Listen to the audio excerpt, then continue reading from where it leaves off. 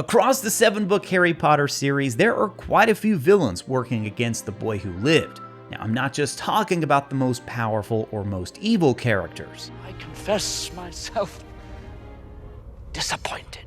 So with that, let's dive in at number 25 on ranking every villain in Harry Potter. The mother of Draco and wife of Lucius, Narcissa Malfoy is a character whose loyalties position her as an antagonist in the Harry Potter series. At the same time, her motivations and actions do set her apart from many of the other villainous characters that we'll get to later on the list. Narcissa is a member of the Black family, one of the oldest and most prominent pureblood families. While not a Death Eater herself, Narcissa is closely aligned with Voldemort's followers through her husband and son. As the series progresses though, we learn that her primary motivation is the safety of her son Draco. After Lucius gets sent to Azkaban following the events of Book 5, Draco's life is even more at risk.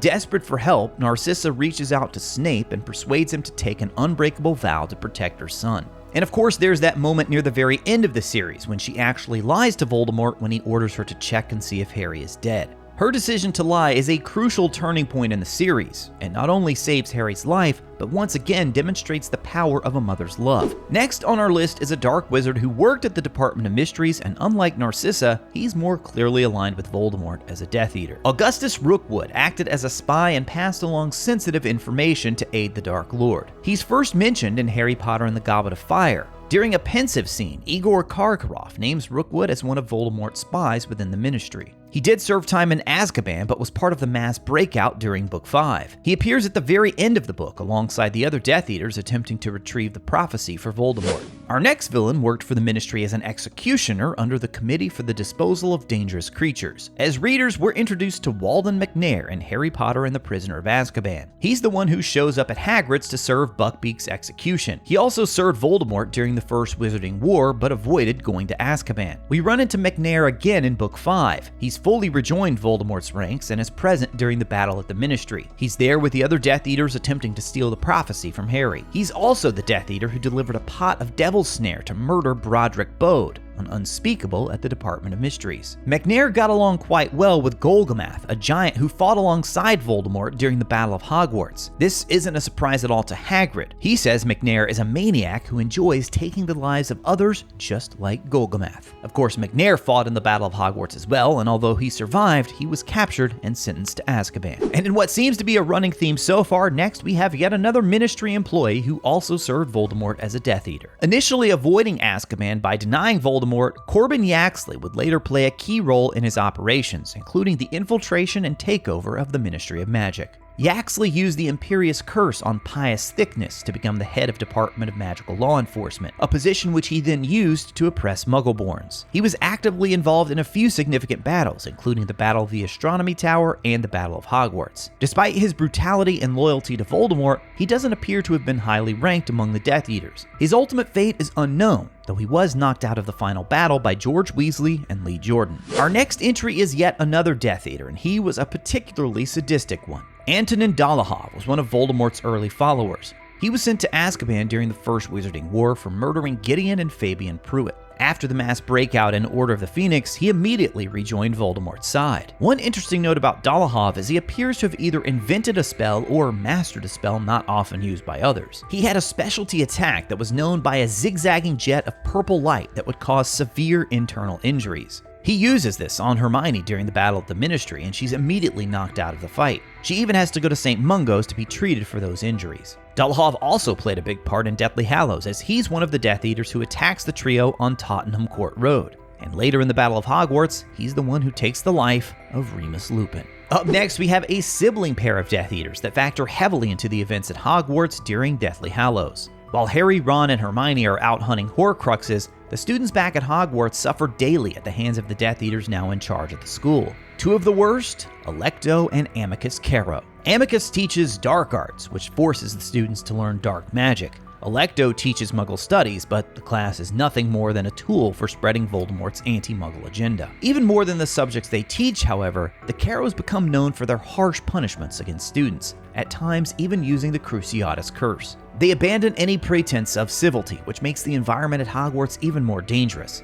Unlike some antagonists on our list who rely on manipulation, the Carrows are a direct physical threat to students. This next villain poses far more of a psychological and emotional threat compared to physical threats of the Death Eaters that we've been discussing. As readers, we first encounter Marge Dursley when she visits Vernon and Petunia at the start of Book 3. Marge embodies the extreme prejudice and cruelty that Harry endured for years being part of the Dursley family. She makes no attempt to hide her disdain for Harry and makes several cruel remarks about his parents. She calls Lily a bad egg and implies James was a drunk, both attempts to provoke Harry. All the while, she praises his cousin Dudley and showers him with gifts. She pushes Harry so far at the beginning of Prisoner of Azkaban, his emotions take over and he inflates Marge to a massive size without even using a wand. The next character on our list attempts to double-cross the trio in the final book. In Deathly Hallows, our heroes need to get inside Bellatrix's vault at Gringotts. They enlist the help of Griphook, the very same goblin who led Harry to his own vault back in Year 1. During Deathly Hallows, however, Griphook was captured by Death Eaters and held at Malfoy Manor. When Harry and the others escape, they also save Griphook.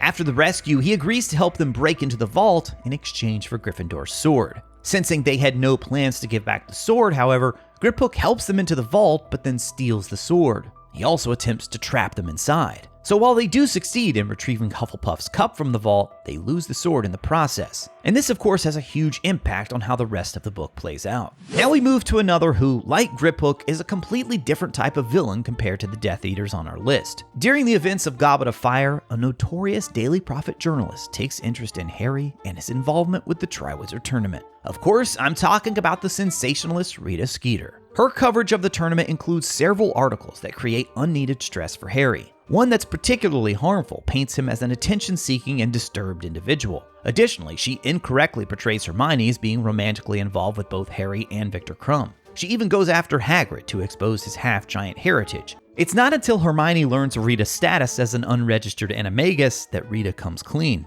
Hermione uses this knowledge to convince Rita into writing an article for the Quibbler, detailing the events of Harry's encounter with Voldemort. Rita is such a fun villain in part because while she poses no threat of physical violence, her words cause major conflicts for Harry and needlessly lead some of his would-be allies to question his integrity. Our next villain possesses no magical ability whatsoever, but is an equally problematic antagonist throughout the series. In his first year at Hogwarts, Harry has a few encounters with the caretaker Argus Filch and his cat, Mrs. Norris. Filch takes great pleasure in handing out harsh punishments to students. He never attempts to hide his frustration with not being allowed to physically discipline students, and often cites his displeasure at the death of more old-fashioned punishments. Throughout the series, he's known for his strict enforcement of school rules.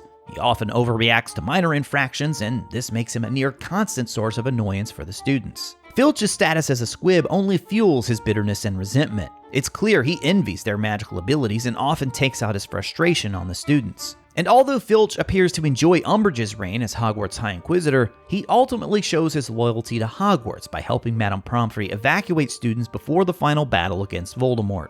Next, we have a Hogwarts professor, and I really struggled with where to place this one. Professor Quirrell is Harry's first ever defense against the Dark Arts professor, but he's significantly impacted by Voldemort through the majority of Book 1. There are times where we see at least part of Quirrell still remains. We first think he's talking to himself, but later we learn he was talking to Voldemort the whole time. Quirrell traveled the world to gain first-hand experience fighting the Dark Arts. During one of those travels, he ran into what remained of Voldemort after his killing curse had rebounded upon him when he attempted to kill baby Harry. Voldemort took possession of Quirrell as a host and then used him in an attempt to steal the Philosopher's Stone. Later, he set a troll loose in Hogwarts to use as a distraction so he could further explore the third-floor corridor, where he knew the stone was hidden. He even attempts to kill Harry right in front of Dumbledore during his first Quidditch match. He tries to jinx Harry's broom to make him fall while Snape is muttering a counter curse. I first read the books as a kid and I never expected Quirrell to turn out to be the bad guy. I'm sure more seasoned readers saw this portrayal coming, but for me, the book did such a great job of building up Snape as the one out to get Harry,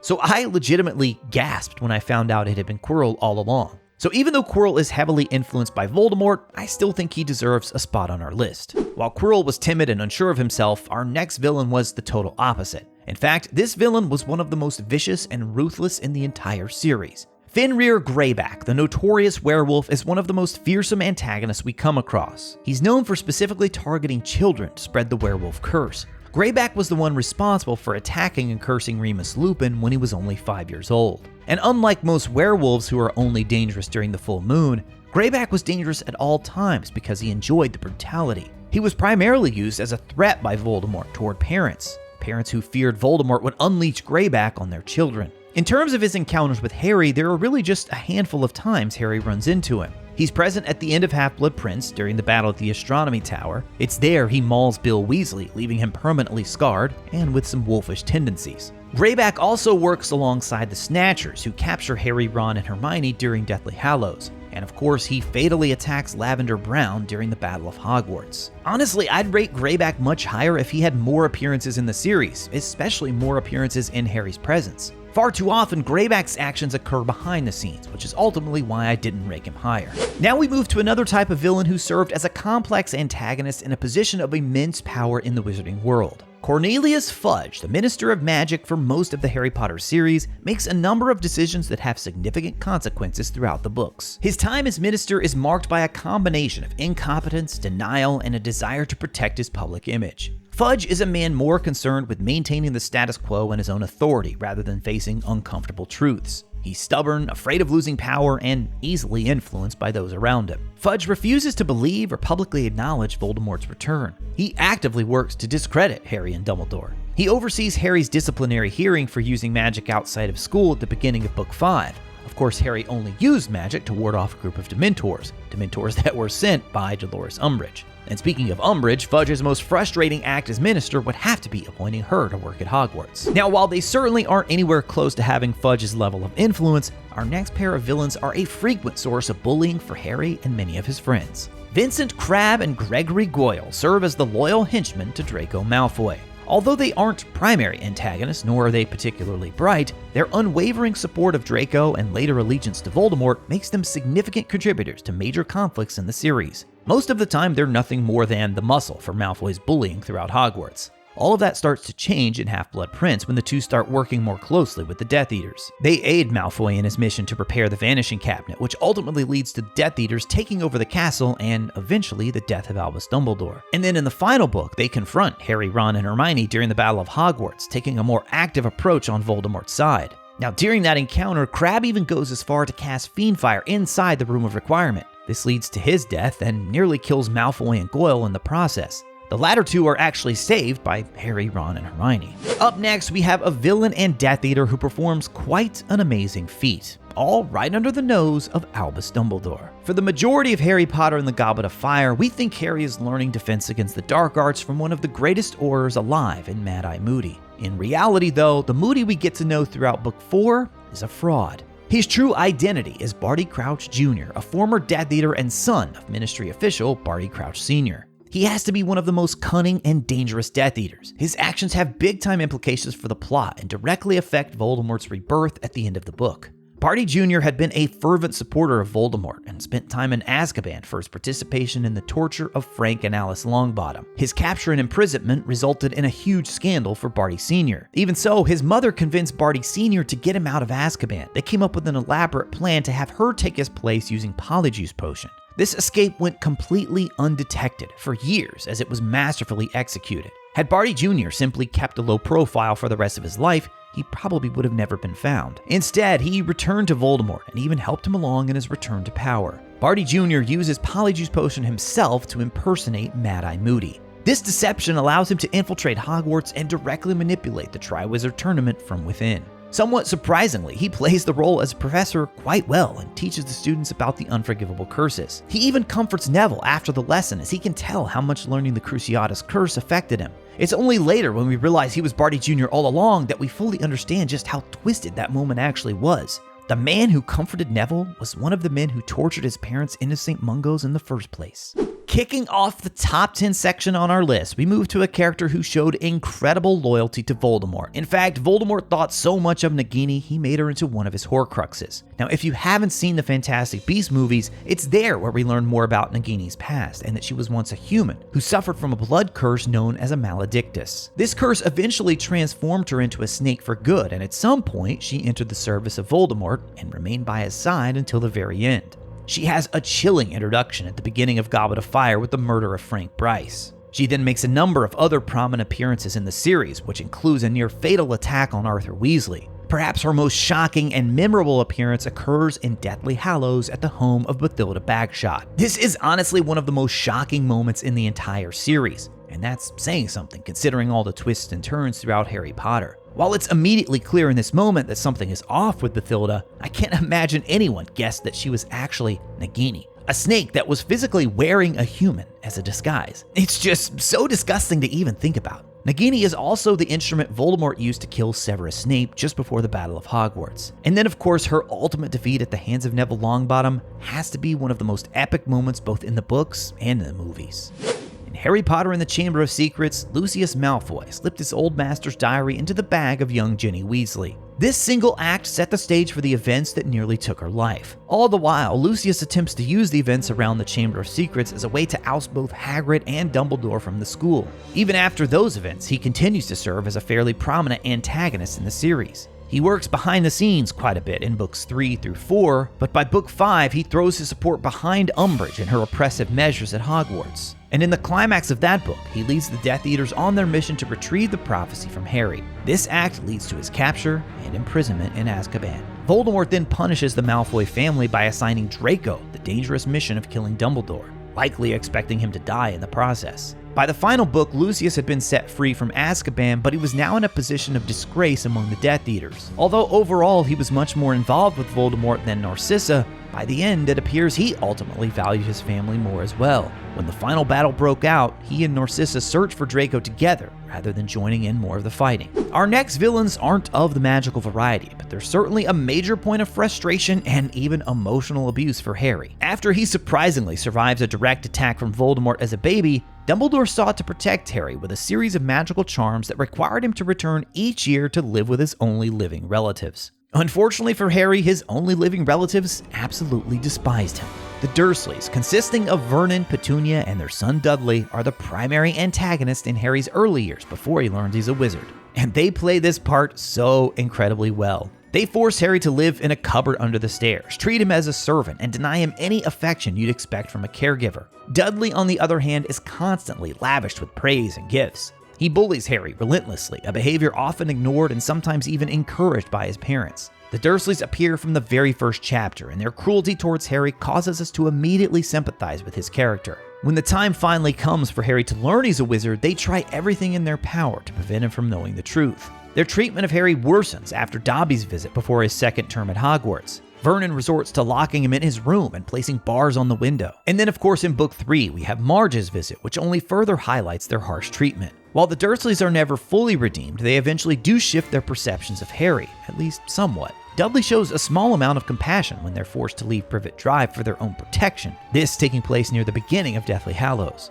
Ultimately though, their abuse, neglect, and prejudice can't be easily forgiven. Another villain Harry struggles to forgive is also one of the main reasons his parents were killed in the first place. When the Potters knew their lives were at risk, they used the Fidelius charm for protection. Instead of going with Sirius as their secret keeper, they instead chose Peter Pettigrew. Sirius actually encouraged it as he believed Voldemort would be far more likely to suspect they'd asked him instead. Pettigrew, also known as Wormtail, not only gives up the Potters, but then fakes his own death and frames Sirius in the process. Wormtail cut off his own finger, blew up an entire street of muggles, and then transformed into a rat, leaving just his severed finger behind. The entire wizarding world then believes Sirius was the one responsible. He's sentenced to Azkaban, where he spends 12 long years before finally making his escape to reveal the truth about Pettigrew. Wormtail stays in his rat form for years, becoming a household pet for the Weasley family. There, he can keep his cover, all the while having a close eye on major events in the wizarding world. After his escape at the end of Prisoner of Azkaban, he immediately starts working to aid Voldemort in his resurrection. In fact, it was Pettigrew, not Voldemort, who murders Cedric Diggory in the graveyard. He then cuts off his own hand in the dark ritual to restore Voldemort to his physical body. After his resurrection, however, Wormtail was almost immediately cast aside for more powerful Death Eaters. The coward that he was, he continued to work for Voldemort's cause, becoming a lowly servant who assisted Snape on occasion. He confronts Harry at Malfoy Manor in the final book, but can't bring himself to kill. This causes the Silver Hand, gifted to him by Voldemort, to turn on him and ultimately end his life. Unlike Wormtail, our next villain is one of the most powerful and loyal Death Eaters in the series. She's formidable in her magical abilities and frequently displays a cruelty that rivals that of Voldemort himself. Bellatrix Lestrange idolized Voldemort. Throughout the series, she's willing to do anything to serve him, which includes murder and torture. She has a fanatical-like devotion that often leads her to acting recklessly, driven by her desire to please him. One of her biggest moments of violence occurs during the battle at the Ministry, where she takes the life of Harry's godfather, Sirius Black. This act devastates Harry. He follows Bellatrix in an intense rage and even tries torturing her. In Book 7, Bellatrix even goes as far as torturing Hermione for information. It's not just that she tortures and kills so many, it's the fact that she takes such great pleasure in it that makes Bellatrix such a sinister villain. She kills yet another beloved character in the fight at Malfoy Manor. Just as they're making their escape, Bellatrix throws a knife that takes the life of Dobby the house elf. Not gonna lie to you guys, Dobby's death is the one that hit me the hardest of all the deaths in the series. Seeing such an innocent and well-meaning character get taken out by someone like Bellatrix was really hard to accept. Of course, Molly Weasley is able to serve justice to Bellatrix during the battle at Hogwarts. When she goes after Ginny, Molly's motherly instinct takes over and she finishes Bellatrix once and for all. While the Dursleys are the first villain-like forces we meet, another takes over for them once Harry arrives at Hogwarts. Draco Malfoy introduces himself early on, but Harry reads his arrogance and superiority complex instantly. His demeanor actually reminds Harry strongly of his cousin Dudley, so it's no surprise that Draco quickly becomes Harry's rival. They frequently clash in class, out on the grounds, and later on the Quidditch pitch. He mocks Ron for his family being poor and Hermione for being a Muggle-born. He whines and complains frequently about the attention Harry gets for being the boy who lived.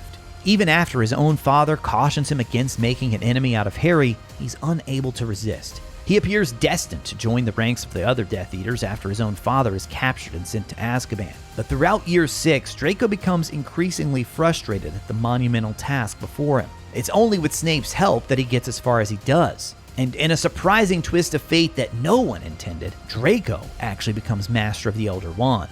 This happens in the moment he disarms Dumbledore on top of the Astronomy Tower. Even though Snape is the one who ultimately kills Dumbledore and Draco never attempts to use the Elder Wand, the wand's loyalty had already moved to recognizing him as its master. In Book 7, he continues to wrestle internally with what he should do. He appears to take a step in the right direction when he avoids giving Harry up after he's captured and held at Malfoy Manor. During this confrontation, though, Harry and Draco have a moment where they're wrestling for Draco's wand. He ultimately overpowers Draco and takes his Blackthorn wand. This moment gives us yet another key insight into the intricate lore of the Elder Wand. Even though Malfoy wasn't physically in possession of the Elder Wand, Harry overpowering him was enough for the wand to change its loyalty once more. As a villain, I think Draco was so important to this series. It really showed us that even though Harry escaped the Dursleys, things also weren't perfect in the wizarding world. Draco plays the role of rival, school bully, and even villain at times incredibly well, and that's why he ranks so high on the list. Now, so far we've dealt with specific individual characters, but there's another type of villain that I think deserves a spot on the list. In Harry Potter and the Prisoner of Azkaban, the train ride to Hogwarts is interrupted by one of the most dark and sinister creatures in all of the wizarding world. The Dementors of Azkaban. Dementors embody fear and despair, feeding on human happiness. Their presence alone induces cold and darkness, spreading fear to anyone nearby. They affect Harry more than most because of his parents' death and the clouded memories he still has of that night. Thanks to his boggart, we know he even fears them more than Voldemort. Dementors are great villains because they embody fear and despair. They possess unique and terrifying abilities. They pose a universal threat. They even raise complex moral questions and significantly impact character development. I know they aren't a single character, but they play such a massive role in Harry's journey. His encounters with them force him to confront his deepest fears and master the Patronus charm at a very young age. Now, before we get to our top 3, I need to throw out a few honorable mentions to Grindelwald, Salazar Slytherin, Herpo the Foul, and the Gaunt family. Grindelwald played a major role in shaping Dumbledore into the man he became, and there's even a point when Voldemort goes after him, and in the books, Voldemort kills Grindelwald. Slytherin, of course, created the Chamber of Secrets and the Basilisk, which Harry had to deal with in Book 2. Herpo is the one who made the first Horcrux, which made it possible for Voldemort all those years later. And of course, you have the Gaunts with their horrible family situation that set a young Tom Riddle on a deadly path. These are characters who never interacted with Harry directly, but still played a key part in a lot of the bad things that happened to him in the series. So that's why I don't give them a dedicated spot on the list, but I do think they're at least worth mentioning. All right, now it's the moment you've been waiting for, the top 3 villains in the Harry Potter series. And from here, it really becomes a question of, is there anyone who can top Voldemort? To me, there are only 2 other characters that can make a reasonably strong claim for the top spot: Severus Snape and Dolores Umbridge. But does either of them outright take that number 1 spot from Voldemort? First, let's consider Severus Snape. Even before Harry set foot in Hogwarts for the first time, he was a marked man by Snape.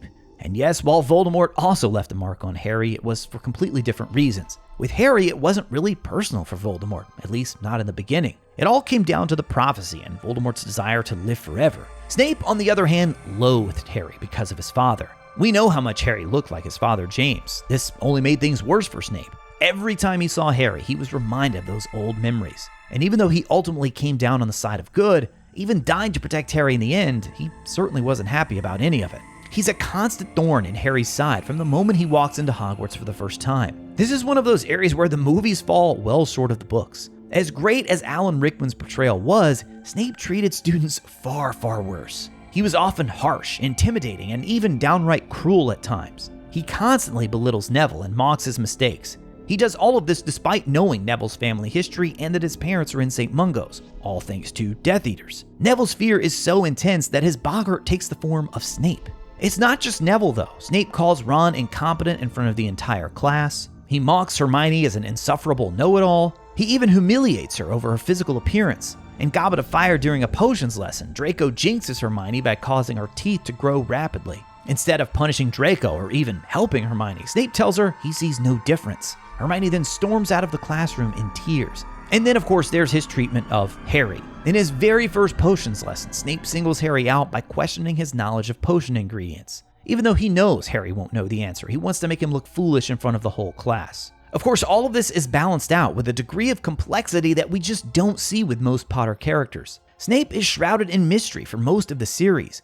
His true loyalties and motivations are largely hidden until those final 3 books. It's in those last 3 books that we learn even more about his tragic past, his obsessive love for a young Lily Evans, and just how deep his hate was for James Potter and the Marauders. And at the end of Half-Blood Prince, he kills Harry's mentor and one of the most beloved characters in the series. In Deathly Hallows, we learn it was all part of Dumbledore's plan, a plan that saw even Snape question raising Harry like a pig for slaughter. And of course, in the end, Snape makes the ultimate sacrifice by giving his life to protect Harry. Now, we also have to consider the character who isn't nearly as nuanced as Snape, but every bit as strong of a villain, in Dolores Umbridge. Just when we thought no professor could possibly be worse than Snape, Harry Potter and the Order of the Phoenix introduced Professor Umbridge as the new Defense Against the Dark Arts professor appointed by the Ministry. I've heard so many Potter fans talk over the years about just how angry they were reading Book 5, mostly thanks to Umbridge. From her insistence of not teaching any practical defense against the dark arts, to her belief that Harry was lying about Voldemort's return, she serves as one of the strongest antagonist forces in the entire series throughout Book 5. She enacts numerous educational decrees which ban all student activities not explicitly sanctioned by the Ministry. Things take an even darker turn the first time she gives Harry detention and he's forced to use a special quill, a quill that causes physical pain and bloody cuts on his hand. Umbridge was such a good villain in part because of her backing by the Ministry. This helped her override the other Hogwarts professors and even overthrow Dumbledore for a time. Now, even though she never became a Death Eater, Umbridge seemed to relish in her position at the Ministry even after Voldemort took over. She served as head of the Muggle-born Registration Commission and worked hand in hand with the Death Eaters to punish Muggles. Whereas Snape is a character we all have conflicted feelings for, Umbridge is the complete opposite. She appears to have no redeeming quality, so trying to rank these two could come down to what you prefer in a villain. Do you want a morally gray villain you empathize with and may even admire or agree with at times? Or would you rather see a purely evil villain whose sole purpose is an antagonist force for our heroes? Now, of course, we can't make a final determination without considering Lord Voldemort himself. Tom Riddle is a fascinating character. His dark family history and time as a student at Hogwarts give us a full picture of why he became so feared the wizarding world wouldn't even speak his name. Like many others on the list, he's ruthless and cruel, but what separates him from all the others is undoubtedly his magical prowess. Even from a young age, Riddle was a very gifted wizard, but during those years he also became obsessed with immortality. This led him down a path of learning about Horcruxes and ultimately making 6 of them knowingly and a 7th unknowingly. J.K. Rowling has never explicitly described how Horcruxes are made. We know it involves murder and the splitting of your own soul, but apparently the exact details are far too gruesome for her to print. Voldemort is really everything you want to see in a villain. He's powerful, always working behind the scenes, a constant force opposing our hero, and ultimately he has that fatal flaw that leads to his demise. Truth be told, I could see the answer of who was the biggest villain for Harry changing on any given day. The year with Umbridge, combined with everything else that was happening, made Harry's 5th year at Hogwarts a pretty terrible experience. Umbridge's case to being the top villain in the series is largely contained to the final 3 books. But even though she only impacts the latter part of the series, her impact there is so strong and it has far-reaching impact. Even Voldemort has a past where we can empathize with him at times, but